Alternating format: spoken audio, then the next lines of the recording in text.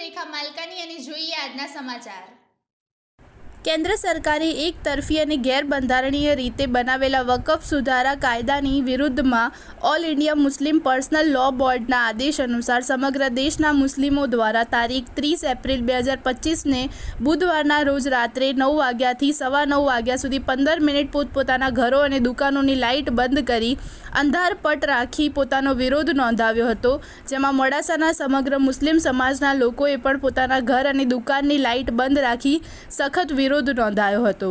અગાઉ પણ શાંત મૌન રેલીમાં જે શિસ્તબદ્ધ રીતે મુસ્લિમો આજે સમાજે બંધારણની મર્યાદામાં રહીને પોતાનો વિરોધ વ્યક્ત કર્યો હતો, તેવી જ રીતે આ કાર્યક્રમને સફળ બનાવ્યો હતો। All India Muslim personal law board की जानिब से वक़फ़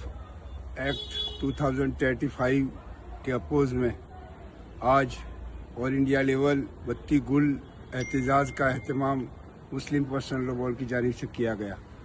जिसमें आप जैसा कि देख सकते हैं मोड़ासा पूरा ब्लैकआउट है। हम मुस्लिम पर्सनल लॉ बोर्ड और गुजरात मुस्लिम हित रक्षक समिति के कॉल पर आज पूरे भारत में और गुजरात में बत्ती गुल का कार्यक्रम चल रहा है। हुकूमत से हमारी ये अपील है कि इस कानून को वापस ले और वक़फ़ मुसलमानों का अधिकार है, जो कॉन्स्टिट्यूशन ने उसे दिया है, उसे रहने दे, उसे छीनने की कोशिश न करे।